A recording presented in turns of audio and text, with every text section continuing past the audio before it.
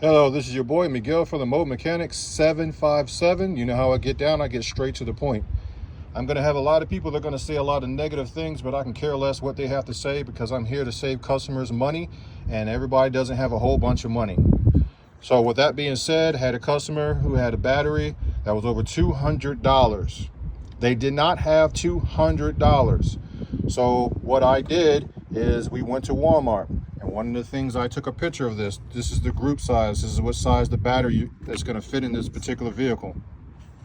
This is the cranking amps that the vehicle actually needs to actually run. What the whole point of my story is, and on the sticker you can see when the battery actually was created. I have never had Walmart not to honor any of their warranties, but some people say they do, and I'm not interested in what they have to say. I'm here to save you guys money. If you like these videos, please like, subscribe, and share. Thank you.